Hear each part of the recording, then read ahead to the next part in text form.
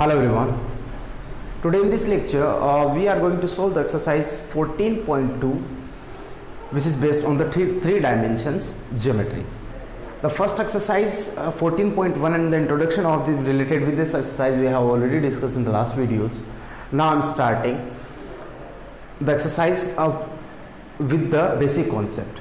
First of all, we are going to calculate we are going to derive the equation of a line which is passing through a given certain point. अब देखो मान लेते हैं हमें क्या find out करना है, equation of a line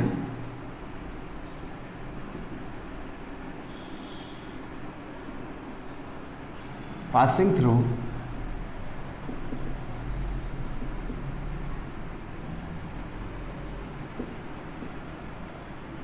a point,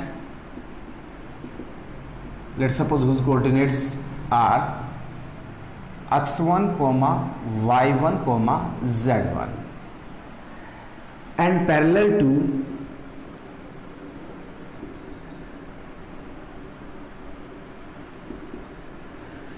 to a vector b. हमें क्या कैलकुलेट करना है, equation of a line which is passing through a given point whose coordinates are x1, y1, z1 and this line is parallel to the vector b. Clear है बात यहाँ तक? अब देखो अपन यूं मान लेते हैं ये अपना कार्टेशियन सिस्टम हुआ. 3D में कोई भी इक्वेशन जब भी अपन डेराइव करते हैं तो वो अलग अलग टू फॉर्मेट में होती है. आंसर दोनों सेम ही होते हैं. फर्स्ट होता है आपका वेक्टर फॉर्मेट एंड सेकंड होता है Cartesian format.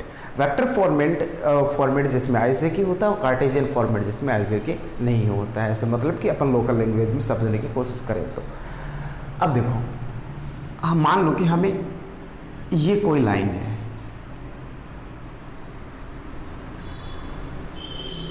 let's suppose this is a line and we are going to find out the equation of this line which is passing through a point. Let's suppose this is a point A and coordinates of these points are x1, y1 and z1 and position vector of this is, let's suppose this vector is A. Clear है? तो vector A आपका कितना हो जाएगा, vector A या फिर अपन बोलते हैं OA vector is equals to vector A which is equals to x1i plus y1j plus z1. Clear? Second thing, equation find out कर रहा है तो डेफिनेटली x y z होगा. तो ये इसका कोई वेरिएबल पॉइंट हो गया जिसको अपन ने P से डिनोट कर लिया और उसके कोऑर्डिनेट है x, y, z and the position vector of this point r, क्योंकि वेरिएबल की सिचुएशन में अपन पोजीशन वेक्टर को r से डिनोट करते हैं. ये मैंने एक्सप्लेन कर दिया already. OP vector is equals to r vector which is equals to xi plus yj plus zk and this line is parallel to a vector, let's suppose this is vector b and ai plus bj plus ck. ठीक है? यहाँ तक ये vector b है और यहाँ a b and c these are the direction ratios of this vector. Clear है बात यहाँ तक? वेक्टर b क्या हुआ अपने पास, ai bj and c. ठीक है यहाँ तक? अब यदि ये पर्टिकुलर कोई वेक्टर है तब तो ये फॉर्मेट होगा, और यदि ये यूनिट वेक्टर है या बी कैप कंसिडर करूँ उस सिचुएशन में होगा li mj n k. ठीक है? यदि ये एक्सप्लेन करना चाहूँ कि ऐसे क्यों होगा तो देखो हम किसी भी वेक्टर को यदि यूनिट वेक्टर में कन्वर्ट करना चाहें तो हम कुछ ये फॉर्मेट यूज़ लेते हैं, B vector B cap is equals to vector B upon magnitude of vector B. तो बी कैप कैलकुलेट करने के लिए हमें क्या करना होगा, A plus B A I plus B J plus C K upon under root A square plus B square plus C square. ठीक है यहाँ तक। और इसका क्या मतलब हो गया, इसका मतलब हो गया मैग्नीट्यूड ऑफ वेक्टर बी, अपन ये बोल सकते हैं। ठीक है। अब देखो A upon under root A square plus B square plus C square, इसका मतलब होता है एल या फिर कोस एल्फा। अब ये क्या हुआ, तो इसकी जगह पे मैं एल लिख सकता हूँ, then b cap is equals to l i plus m j, यहाँ से बनेगा एम और लास्ट से बनेगा एन की। बात समझ में है यहाँ तक। तो मैंने ये वाला सिस्टम यहाँ पे यूज़ किया है। ठीक है। अब देखो this both are parallel, this line and vector are parallel. Line भी अपने आप में अपन इसको वेक्टर बोल सकते हैं थोड़ी देर के लिए। तो पैरेलल कॉन्सेप्ट से अपन ने चैप्टर नंबर 13 में डिस्कस किया था। If two parallel a and b are two vectors a and b are parallel to each other, then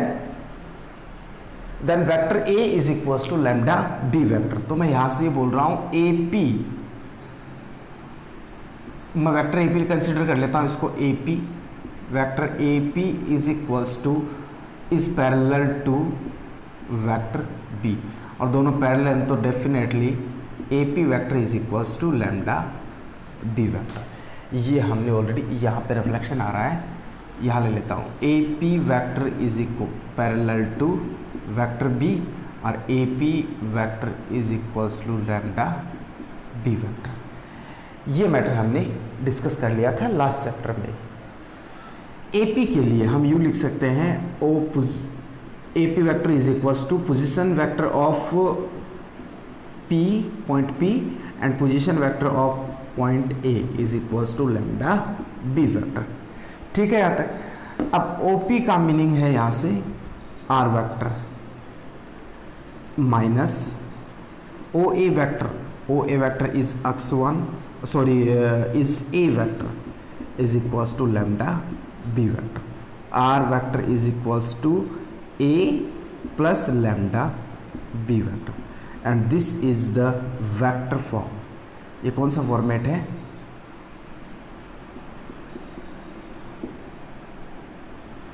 vector form of equation of a line which passing through a point and parallel to a vector. ये आपका आ गया vector format. अब अपन करते हैं बात Cartesian format.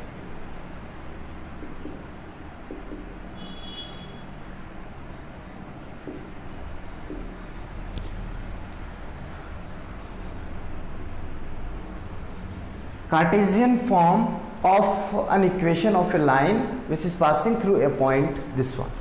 तो Cartesian, यदि ये वेक्टर फॉर्मेट आप डेराइव कर सकते हो तो कार्टेशियन फॉर्मेट भी हमें यहीं से मिलेगा। वो किस टाइप से होगा, यहाँ पे हमें क्या करना होता है, वैल्यूज प्लॉट करनी होती है। तो आज मैं यहीं से सोल्व कर लेता हूँ, समझ आना। ये कार्टेशियन फॉर्म है। आर वेक्टर की वैल्यू क्या आपके पास, X I plus Y J plus Z K. ठीक है बात यहाँ तक। Is equals to vector A is A I plus B J plus C K plus lambda B vector. B vector का मीनिंग है ए आई, सॉरी ये मैंने क्या लिखा है यहाँ पे, R vector is equals to ये हुआ, ये x1 x1 y1 and z1। यहाँ आएगा ए आई बी जे सी के। Now open the bracket,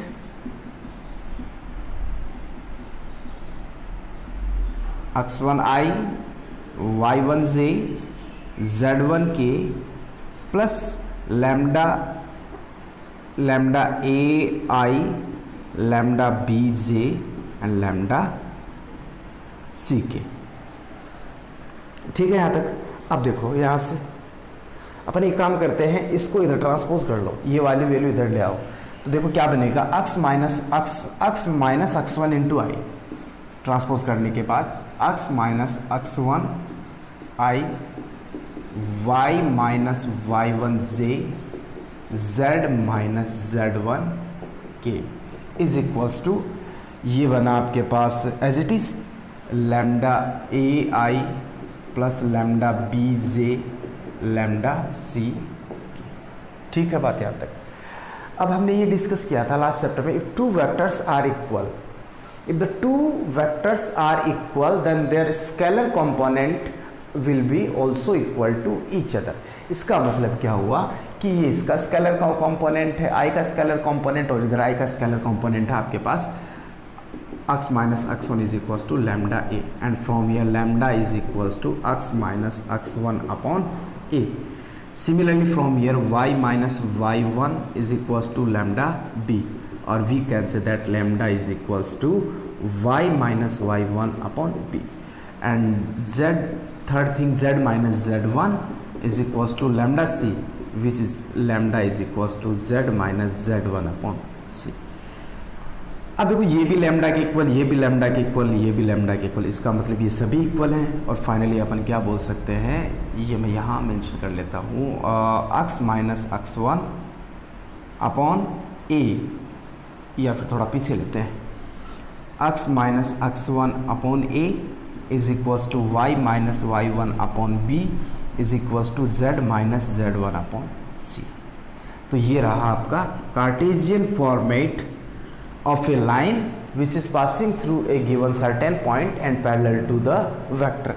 अब देखो ये क्या है, यहाँ पे x क्या है, x y z ये वेरिएबल है, x1 y1 z1 ये वो पॉइंट है जिससे आपकी लाइन पास हो रही है। a b and c these are direction ratios of a vector which is parallel to the line। ठीक है यहाँ तक। और डायरेक्शन रेशियोज ना दे के आपको डायरेक्शन कोसाइंस दे दे, मतलब ये वाला फॉर्मेट दे, तो उस सिचुएशन में अपना क्या होगा, x माइनस x1 एक इस जगह पे आ जाएगा, y minus y1 and z minus z1 upon n। तो ये दो अपने फॉर्मूलाज हुए हैं। First formula was this, r is equals to a plus lambda b vector, and second was x minus x1 upon a is equals to y minus y1 upon b is equals to z minus z1 upon c। Clear है बात यहाँ तक। और यदि direction cosines available है अपने पास, then x minus x1 upon l is equals to y minus y1 upon m is equals to z minus z1 upon n। तो दिस टू, ये आपका वेक्टर फॉर्मेशन है, ये कार्टेशियन फॉर्मेशन है, और ये दोनों सेम है। ये हम यूज़ लेंगे कब, जब हमारे पास डायरेक्शन कोसाइन रेशियोज होंगे, और ये अपन यूज़ लेंगे अपन कब, जब अपने पास डायरेक्शन ये डायरेक्शन रेशियोज में और ये डायरेक्शन कोसाइंस में। अब बेसिकली हमें क्वेश्चन में ना देखोगे तो भी, चाहे दोनों में कोई भी फॉर्मूला लगा दो, आंसर वही आना है, चाहे रेशियोज दे रखे हैं या फिर कोसाइंस दे रखे हैं। क्लियर है? I hope so you understood. So please pose this and note it down. वैसे तो इसमें एक दो डेरिवेशन और हैं, लेकिन पहले इसके रिगार्डिंग अपन एक दो एग्जाम्पल करते हैं जो कि एक्सरसाइज से रिलेटेड है, and then we will discuss about the next concept of the concept और डेरिवेशन। तो एक्सरसाइज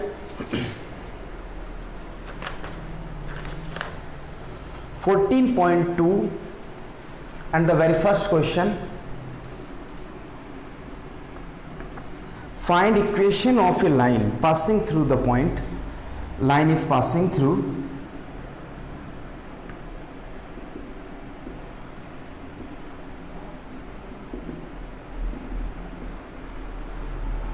पॉइंट, जिस पॉइंट से पास हो रही है उसके कोऑर्डिनेट में ए से डिनोट कर लेता हूँ 5, 7 and 9 and parallel to, 3 things are given parallel to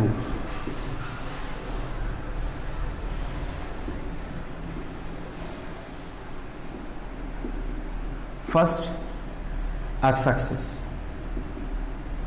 second y axis and third z axis। Clear है बात यहां तक?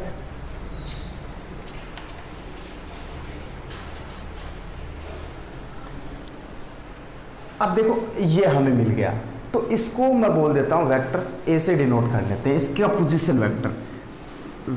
फर्स्ट क्वेश्चन कर रहा हूं मैं, vector A is equals to आपके पास आएगा 5i plus 7j plus 9k।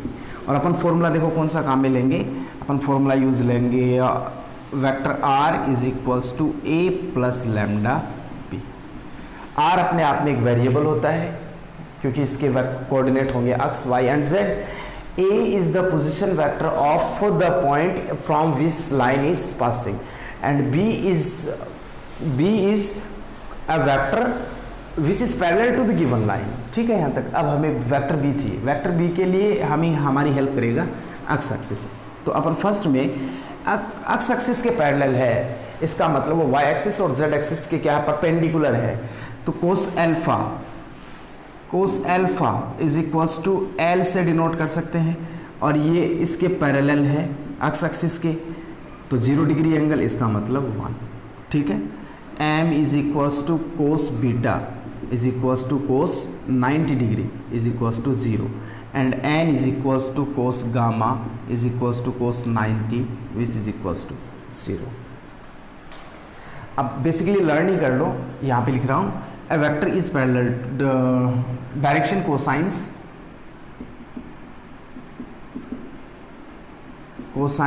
of a vector मान लो या लाइन मान लो, कोई फर्क नहीं पड़ेगा। Vector which is parallel to first x axis, उस सिचुएशन में क्या होंगे 1,0,0 y axis and then 0,1,0 and z axis the 0,0,1। ये डायरेक्शन रेशियोज, डायरेक्शन कोसाइंस होंगे किसके, एक वेक्टर के। कब, जब वो एक्स एक्सिस के पैरेलल है तो 1,0,0 and if it is parallel to y axis then 1,0,1,0 and if it parallel to the z axis then 0,0,1। I hope so you understood and इसको भी थोड़ा सा आप नोट कर लें नोटबुक में। अब यहाँ से हम ये बोल सकते हैं ये क्या है, ये डायरेक्शन कोसाइंस है हमारे पास। ठीक है, डायरेक्शन कोसाइंस है तो मैं यहाँ से b कैप यूज ले लेता हूँ या b वेक्टर ले लो, कोई प्रॉब्लम नहीं है, क्योंकि यूनिट वेक्टर भी अपने आप में एक वेक्टर होता है। ठीक है, वेक्टर के ऊपर मतलब यू दे रखा है A vector is equals to 2i plus 3j plus 5k। It is not a unit vector, ये कोई यूनिट वेक्टर नहीं है, तो हम इसके ऊपर ए कैप कर देंगे, ये गलत है। लेकिन ए कैप दे रखा है, जैसे अपन मान लेते हैं 1/2i plus 1/√2j plus 1/√2k, तो ये अपना यूनिट वेक्टर है। तो आप इसको ए वेक्टर से डिनोट करोगे तो भी कोई प्रॉब्लम नहीं है, because unit vector is a vector also, but vector is not a unit vector. हर एक वेक्टर यूनिट वेक्टर नहीं होता, लेकिन हर एक यूनिट वेक्टर वेक्टर जरूर होता है। तो यूनिट वेक्टर को अपन वेक्टर से डिनोट करना चाहें तो कोई प्रॉब्लम नहीं है। तो बी वेक्टर आपके पास क्या मिलेगा, i plus 0j plus 0k is equals to, I से डिनोट कर लो बस। ठीक है, अब अपना जो फॉर्मूला है, फॉर्मूला क्या रहेगा, इक्वेशन ऑफ द लाइन। पहले अपन वेक्टर फॉर्म पढ़ते हैं। वेक्टर फॉर्म क्या रहेगी इसकी, R vector is equals to A plus lambda B vector. Vector R is equals to vector A plus lambda B vector. अब देखो R vector is equals to vector A is, vector A की value कहीं ना कहीं तो थी, ये रही 5i। आर को अपन लिख सकते हैं xi plus yj plus zk is equals to vector A, ये रहा यहाँ से 5i plus 7j plus 9k। Clear है बात यहाँ तक। And then plus lambda, lambda यहाँ पे कोई कांस्टेंट रहेगा, बी वेक्टर को अपन डिनोट कर सकते हैं आई से, और तो बाकी है नहीं, सभी एलिमेंट 0 है।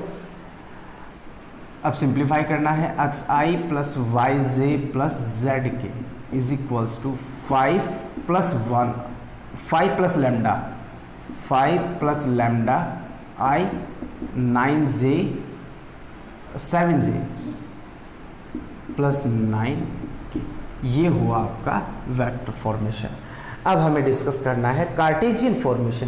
कार्टेशियन फॉर्मेशन क्या होगा, कार्टेशियन फॉर्मेशन की बात करें तो इनको बस कंपेयर करना है। कंपेयर करेंगे तो अपन यूँ बोल सकते हैं, फॉर्मूला क्या था Cartesian formation, x minus x1 upon A, LMN use ले लें क्योंकि यहाँ पे एलएमएन दे रखा है अपने पास, cos alpha cos beta cos gamma, y minus y1 upon M, z minus z1 upon N. ठीक है यहाँ तक। तो x माइनस x1 क्या आपके पास वो मिलेगा आपको a से, ये x1 y1 z1 5 7 9, 5 upon l की वैल्यू कितनी 1 is equals to y minus 7 upon 0 is equals to z minus 9 upon 0, क्योंकि l की वैल्यू 1 है, m की वैल्यू ये रही और n की वैल्यू ये रही। क्लियर है बात यहाँ तक। ये अपना फर्स्ट पार्ट हुआ। सेकंड पार्ट y एक्सिस के पैरेलल है तो ज़्यादा कुछ नहीं होगा, बस यहाँ पे क्या आएगा, यहाँ पे 1 होगा, यहाँ पे 0 और यहाँ पे 0, मीन्स 0 1 0। सेकेंड पार्ट के लिए आपका वेक्टर b क्या बनेगा, j बनेगा। ठीक है, और इसको सिंप्लीफाई करें पहले तो ये देखो, ये एज इट इज़ रहेगा, ये कार्टेशियन फॉर्म है, xi plus yj plus zk is equals to 5i, क्योंकि ये 0 हो जाएगा i वाला एलिमेंट, अब j वाला एलिमेंट बचेगा बस 7 plus lambda j plus 9k। और इसका कार्टेशियन फॉर्मेट, ये वेक्टर फॉर्म है, कार्टेशियन फॉर्म की बात करें तो x minus 5 upon 0 is equals to y minus 7 upon 1 is equals to z minus 9 upon 0। ये इसका कार्टेशियन फॉर्मेट रहा कब, जब आपकी लाइन y एक्सिस के पैरेलल है। अब लास्ट केस करते हैं third, parallel to z axis. तो उस सिचुएशन में क्या होगा, आपके पास वेक्टर b जो बनेगा वो बनेगा k कैप। रीज़न क्या, क्योंकि ये 0 यहाँ पे क्या आएगा 1 आएगा, और ये वैल्यू अपन यहाँ अप्लाई करें 0 0 1, तो सिर्फ क्या बचेगा k कैप।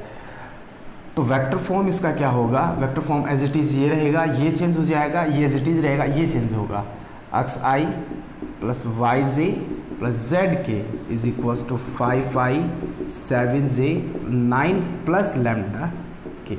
और अपन कार्टेशियन फॉर्मेट की बात करें then x minus 5 upon 0, y minus 7 upon 0 and z minus 9 upon lambda.